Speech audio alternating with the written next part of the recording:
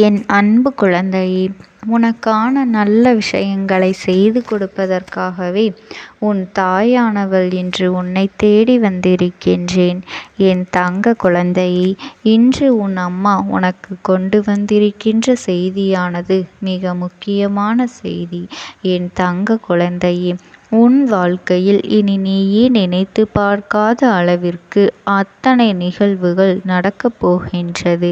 என் குழந்தையே, நான் என்னதான் செய்தேன் அம்மா, நான் எவ்வளவுதான் கஷ்டப்பட்டு வேலைகள் செய்தாலுமே, உழைத்தாலும் விடாமுயற்சிகள் செய்தாலும் எல்லோருக்குமே நல்லதையே நினைத்தாலும் சரி, என்னுடைய அருமை வெறுமையை உணராமல் என்னை நாள்தோறும் உதாசீனப்படுத்தி என்னை கஷ்டத்தில் ஆழ்த்திக்கொண்டே இருக்கின்றார்கள். நான் வாழவே கூடாது என்று நினைப்பவர்கள் கண்முன்னால் என்னை சந்தோஷமாக, மகிழ்ச்சியாக, கௌரவமாக வாழ வையுங்கள். என் அம்மா என்று என்னையே நம்பி வந்திருக்கும் உன்னை நான் நிச்சயமாக கைவிட்டு விடவே மாட்டேன். என் செல்லமே, நான் கோபப்பட மாட்டேன் என்று உன்னிடத்திலே சத்தியம் செய்து கொடுக்கின்றேன்.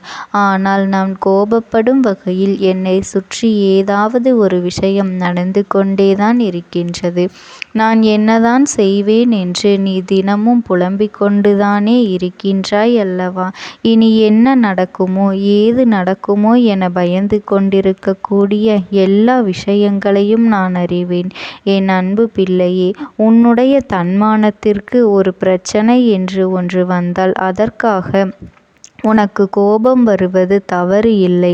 ஆனால் அந்த கோபமானது தற்காப்பு ஆயுதமாகத்தான் இருக்க வேண்டுமே தவிர, அதனை மற்றவர்களுக்கு பாதிக்கக்கூடிய ஆயுதமாக நீ பயன்படுத்தி கொள்ளக்கூடாது என்றுதான் நான் உன்னிடத்திலே தெளிவாக சொல்கின்றேன். இதையெல்லாம் உனக்கு புரியும் என்று உன் அம்மா நான் நினைக்கின்றேன்.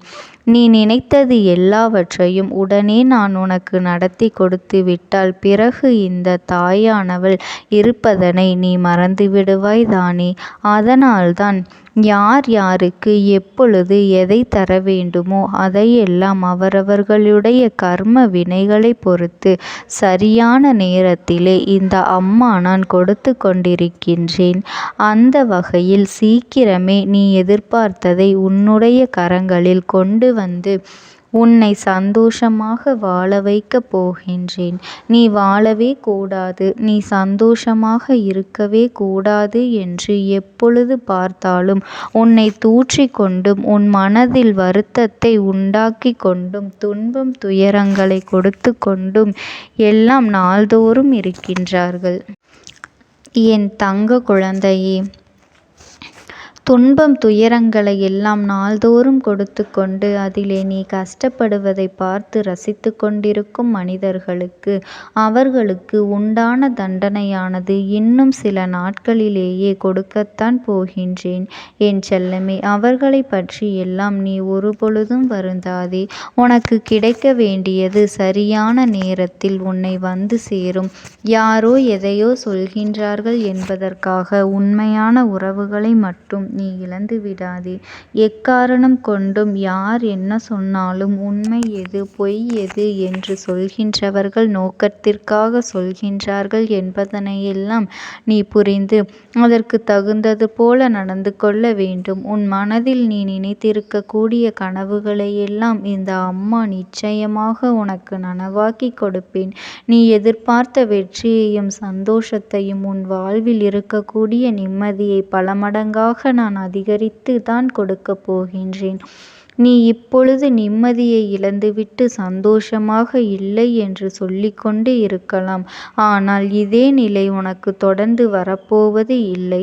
இப்போது வேண்டுமானால் நீ சிரிக்க முடியவில்லையே என்று கவலையும் கண்ணீருமாக என் வாழ்க்கை இருக்கின்றது என்று வருத்தப்படலாம். இப்பொழுது நீ எந்த அளவிற்கு கஷ்டங்களையும் வேதனைகளையும் அனுபவிக்கின்றாயோ அதைவிட பல மடங்காக உன்னுடைய வாழ்க்கையானது மகிழ்ச்சி தரக்கூடியதாக மாறப்போகின்றது. உன்னை பார்க்கப் போகின்றவர்கள் எல்லாம் நிச்சயமாக உன்னை பாராட்டி உன்னுடைய வளர்ச்சியை பற்றி பெருமையாகவும் உன்னுடைய நல்ல குணங்களை பற்றி புகழ்ந்தும் பேசத்தான் போகின்றார்கள். அது மட்டுமல்ல, பெற்றவர்களுக்கு முன்பாக நீ சந்தோஷமாக பெயர் சொல்லும் பிள்ளையாக வாழத்தான் போகின்றாய். அப்படி ஒரு வாழ்க்கையைத்தான் இந்த அம்மா உனக்கு நான் அமைத்து தரப்போகின்றேன். என் செல்லமே, உனக்கு பிடித்த வழியில் நீ செல்லப் போகின்றாய். நீ யோசிக்கும் விஷயங்கள் எதையுமே நான் தவறு என்று சொல்ல மாட்டேன். வாழ்க்கை என்றால் அதில் இருக்கக்கூடிய பாதைகள் முள்ளாகவும் இருக்கலாம், பூக்களாகவும் இருக்கலாம். நீ செய்யக்கூடிய விஷயங்களும் அப்படித்தான். முதலில் கஷ்டமாக இருக்கின்றது என்று நீ எதையும் நினைத்து விடாதே. எளிதாக இருக்கின்றது என்று எதையும் சாதாரணமாகவும் நினைத்து விடாதே. உன்னுடைய உழைப்பை நீ எப்படி கவனத்துடன் செலுத்துகின்றாயோ அது போன்றவே உன்னுடைய பலன்களும் உனக்கு கிடைக்கும் என்பதனை நீ நினைவில் வைத்து கொள்ள வேண்டும். அதனால் எந்த ஒரு விஷயத்தை செய்யும் பொழுதும் அதில் உன்னுடைய பொறுப்பு, உன்னுடைய கடமை. நீதான் இதை சிறப்பாக செய்ய வேண்டும். அதனால் கவனமாக ஒரு முறைக்கு பல முறை யோசித்து அதன் பிறகுதான் நீ செய்ய வேண்டும். உன்னுடைய உழைப்பில் விடாமுயற்சியும் தன்னம்பிக்கையோடும் நீ செய்யும் பொழுது நீ கேட்டதையும் என்னிடத்திலே ஆசைப்படுவதையும் நான் ஒரு பொழுதும் கொடுக்கவே மாட்டேன் என்று சொல்லிவிட மாட்டேன். என் தங்கமே, நீ எப்படி வாழ வேண்டும், உன் வாழ்க்கையை நீ எப்படி அமைத்து கொள்ள வேண்டும் என்று விரும்புகின்றாயோ அதே போலவே உனக்கு அமைத்து கொடுத்து சகல செல்வங்களையும் சௌபாக்கியங்களையும் ஐஸ்வர்யங்களையும் நான் உனக்கு கொடுப்பதாக தீர்மானித்து விட்டேன். இந்த அம்மாவினை நம்பி உன்னுடைய வாழ்க்கையை என்னிடத்திலே நீ ஒப்படைத்து விட்டாய் அல்லவா? அதனை எப்படி நான் உனக்கு நல்லதை செய்யாமல் விட்டு விடுவேன்? உன்னுடைய வாழ்க்கையில் இருக்கக்கூடிய எல்லா கஷ்டங்களையும் துரத்தி அடித்து உன் வாழ்க்கையில் நிறைவான சந்தோஷத்தையும் மனநிறைவையும் நிம்மதியையும் என்றுமே நிலைத்திருக்கும்படி நான் செய்ய போகின்றேன். இதுவரை உன்னிடத்திலே எது இல்லை என்று நீ சொன்னாயோ, காசு, பணம், வீடு, வாசல், சொந்த பந்தம் எல்லாம் உன்னை தேடி வரத்தான் போகின்றது. இவையெல்லாம் உன்னை தானாகவே தேடி வரும்பொழுது உன்னுடைய சமூக அந்தஸ்தை உச்சத்தில் இருக்கும் என்பதை அத்தனையும் உனக்கு நான் கொடுக்கப் போகின்றேன். யாராலும் இனி தடுத்து நிறுத்த முடியாது. யாருக்கும் கிடைக்காத வெற்றியும் சந்தோஷமும் மன நிம்மதியும் உனக்கு ஏதாவது ஒரு வகையில் தினமும் உன்னிடத்திலே கொண்டு வந்து நான் சேர்த்து விடுவேன். என் செல்லமே, இனி ஒவ்வொரு நாள் விடியலிலும் உனக்கு வெற்றி தரக்கூடிய வாய்ப்பாகத்தான் இருக்கப் போகின்றது என்பதனை நீ புரிந்து கொண்டாலே போதும். இதோடு உன்னுடைய வாழ்க்கையானது முடியவில்லை. உனக்கான வெற்றியை தருவதற்காகத்தான் நான் நாள்தோறும் காத்து கொண்டு இருக்கின்றேன். என் தங்க குழந்தையே, இந்த தாயானவளினுடைய அன்பும் ஆசீர்வாதங்களும் உனக்கு என்றென்றைக்குமே முழுமையாக கிடைத்து கொண்டே இருக்கும். ஓம் சக்தி. ஓம் ஆதிபரா சக்தி. என் அன்பு குழந்தையே, உனக்கான நல்ல விஷயங்களை செய்து கொடுப்பதற்காகவே உன் தாயானவள் இன்று உன்னை தேடி வந்திருக்கின்றேன். என் தங்க குழந்தையே, இன்று உன்னிடத்தில் ஒரு முக்கியமான எச்சரிக்கை பதிவினை கொண்டு வரவேண்டிய கட்டாயம் இந்த நேரத்தில் வந்துவிட்டது. ஏனென்றால் என் பிள்ளையை சுற்றி ஒரு ஆபத்து நடந்து கொண்டிருக்கும் பொழுது அதனை உடனடியாக என் குழந்தைக்கு தெரிவிக்க வேண்டியது இந்த தாயானவளின் கடமை அல்லவா? நேரம் காலம் பார்த்தும் பார்க்காமல் அம்மா உன்னை தேடி உன்னிடத்தில் வந்து இதை சொல்ல வந்திருக்கின்றேன். உன்னுடைய இல்லத்தை அடிக்கடி ஒருவன் நோட்டமிட்டு சென்று கொண்டிருந்தான் என்று முன்பாகவே உனக்கு எச்சரித்திருந்தேன். ஆனால் இப்பொழுது உன் இல்லத்திற்கு மிகவும் அருகில் இருக்கின்ற ஒருவன் உன்னுடைய இல்லத்தில் ஒரு விஷயத்தை எடுத்துவிட்டு சென்று விட்டான். அவனினுடைய நடவடிக்கைகள் எதுவுமே சரியில்லை. அவன் உன்னிடத்தில் பேசுகின்ற விதமும் சரியில்லை. நீ சுதாரிப்பாக இருக்க வேண்டிய நேரம். அதனால்தான் உன் அம்மா இதனை உன்னிடத்தில் உடனடியாக சொல்லிவிட வேண்டும் என்று நினைத்து வந்துவிட்டேன். என் குழந்தையே, என்ன நடந்தது? இவர் யார்? என்ன செய்கின்றார்? எந்த விஷயத்தை உன் இல்லத்தில் இருந்து எடுத்து சென்றார்? அதனால் உன் வாழ்க்கையில் என்னென்ன பாதிப்புகள் வந்திருக்கின்றது என்பதனையெல்லாம் கட்டாயமாக இன்று உன் தாயானவள் என் மூலமாக நீ தெரிந்து கொள்ள வேண்டிய நேரம் வந்துவிட்டது. உன்னுடைய வாழ்க்கையில் நடந்து கொண்டிருக்கின்ற சில விஷயங்கள் எப்பொழுதுமே உன்னுடைய மனதிற்கு வேதனையை கொடுப்பது போல இருந்தாலும், ஏதாவது ஒரு பிடித்தம் உன்னை வாழ்க்கையில் மீண்டும் வாழ வேண்டும் என்று சொல்கின்றது. ஒருவேளை அது தெய்வத்தின் மீது உனக்கு இருக்கின்ற பிடித்தமாக கூட இருக்கலாம். தெய்வத்தின் மீது உனக்கு இருக்கின்ற நம்பிக்கையாக கூட இருக்கலாம். இந்த நம்பிக்கையை கொண்டு நீ எப்பொழுதும் வாழ வேண்டும் என்று நினைக்கின்றாய் அல்லவா? அது ஒன்றே உன்னை மேலும் மேலும் நல்ல நிலைக்கு அழைத்து கொண்டு வரும். அப்படி இருக்கின்ற இந்த வாழ்க்கையில் இன்று உன் தாயானவள் நான் உனக்கு சொல்கின்ற இந்த விஷயங்கள் எல்லாமும் உன்னுடைய வாழ்க்கையில் அப்படியே நடந்து கொண்டிருக்கின்றது. இது உனக்கு பிரச்சனைகள் என்று நான் சொல்ல வரவில்லை. ஆனால் உனக்கு நடக்கின்ற இந்த விஷயம் கூட நீ தெரியாமல் இருக்கின்றாய் என்பதுதான் உன் அம்மாவினுடைய ஆதங்கம். என் பிள்ளையே, எல்லோரையுமே கண்மூடித்தனமாக நம்பிவிடக் கூடாது. ஒருவர் நல்லபடியாக சிரித்து சிரித்து பேசுகின்றார் என்பதற்காக அவர்கள் செய்கின்ற விஷயங்களையெல்லாம் நாம் அப்படியே நம்பிவிடக்கூடாது.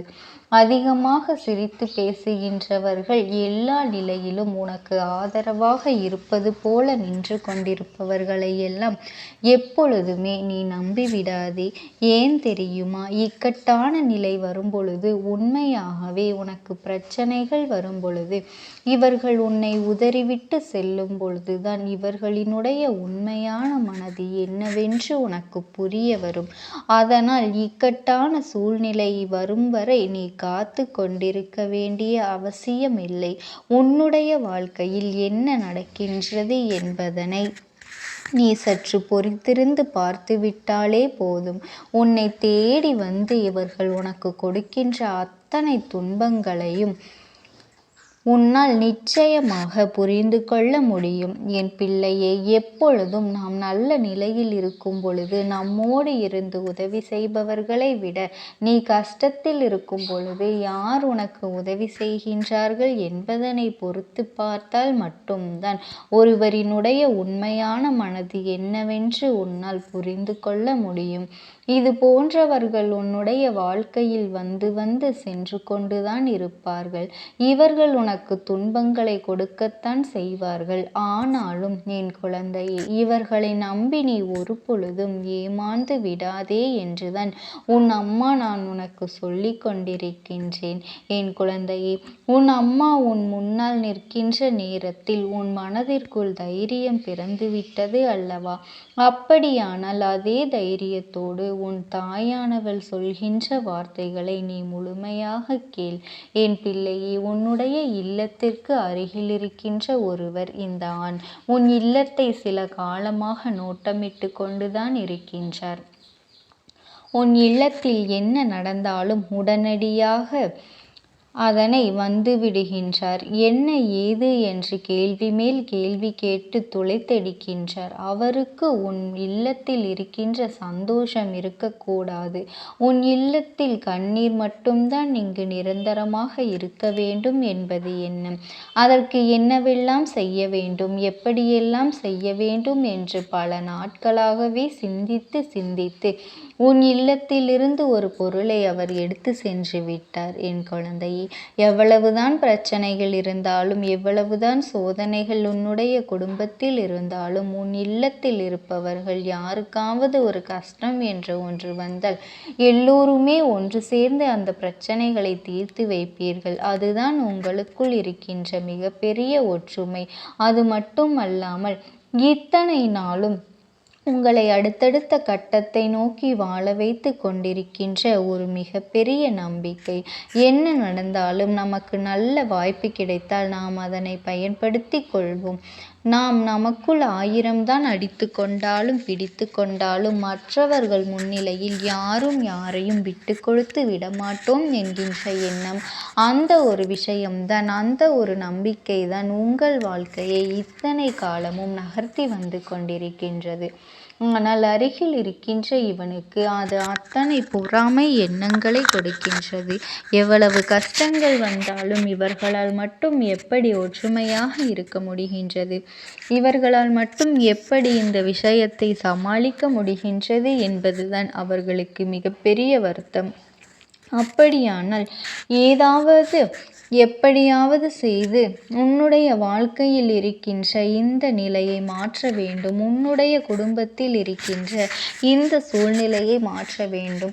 எல்லோருக்கும் மனதிற்குள் இருக்கின்ற எண்ணங்கள் தெளிவாக வேண்டும். என்ன நடந்தாலும் எது வந்தாலும் யாரும் தன்னை சுற்றி இருக்கின்ற விஷயங்களையெல்லாம் நினைத்து வருத்தப்படுவது நிச்சயமாக இருக்க வேண்டும் என்று இவர்கள் எண்ணுகின்றார்கள். அதாவது துன்பம் அங்கே குடியிருக்க வேண்டும் என்று நினைக்கின்றார்கள். அப்பொழுதுதான் மனது நிம்மதியில்லாமல் போகும். அது மட்டும் அல்லாமல் வாழ்க்கையே விட்டு ஓடக்கூடிய நிலை கூட வந்துவிடும் அல்லவா? அப்படி ஒரு நிலையை உனக்கு உருவாக்க வேண்டும். இருக்கின்ற இவன் கங்கணம் கட்டிக்கொண்டு வருகின்றான். இவளினுடைய எண்ணத்தை உன் தாயானவள் நான் நிறைவேற்ற ஒரு பொழுதும் அனுமதிக்க மாட்டேன். ஆனால் இவன் இப்படி ஒரு எண்ணத்தோடு உன் இல்லத்தை நோக்கி வந்ததும் அவன் எடுத்தது என்னவென்றும் நான் சொல்கின்றேன். அதன் பிறகு நீ உண்மை என்னவென்று நிச்சயமாக தெரிந்து கொள்வாய். சில நாட்களாகவே உன் இல்லத்திற்குள் வந்து கொண்டிருக்கின்ற இவனிடத்தில் உன் இல்லத்தில் நடக்கின்ற கஷ்டங்களை எல்லாம் பகிர்ந்து கொண்டிருக்கின்றாய் என்பதுதான் உண்மை. அது மட்டுமல்லாமல் உனக்கும் உன் இல்லத்தில் இருக்கின்ற உன்னுடைய துணைக்கும் இடையில் ஏதாவது ஒரு மனக்கருத்து வேறுபாடுகள் இருந்தால் கூட அதனை நீ இவனிடத்தில் வெளிப்படையாக பகிர்ந்து கொள்கின்றாய். இந்த நேரத்தில் நமக்கு ஒரு ஆறுதல் கிடைத்தால் போதுமே என்கின்ற மனநிலையில் நீ இருந்ததனாலேயே என்னவோ இவர்களிடத்தில் இருந்து ஒரு ஆறுதலை தேடி உன்னுடைய வாழ்க்கையின் சந்தோஷத்தை மீட்டெடுக்க வேண்டும் என்று நினைத்து நீ அவர்களிடத்தில் எல்லா விஷயங்களையும் பகிர்ந்து கொண்டாய். ஆனால் அவர்கள் அதற்கு உனக்கு கொடுத்த பதில் என்ன தெரியுமா? இப்படி ஒரு வாழ்க்கையை எதற்காக வாழ்ந்து கொண்டிருக்கின்றாய்? இதிலிருந்து வெளிவருவதற்கு ஏதாவது ஒரு முயற்சிகள் செய்ய வேண்டியது தானே. நிச்சயமாக நல்ல வழி பிறக்குமே என்று சொல்லி ஒரு குடும்பத்தை எப்படி பிரிக்க வேண்டுமே அந்த அளவிற்கு வேலைகளை செய்து கொண்டிருக்கின்றார்கள். குடும்பத்தில் இருப்பவர்கள்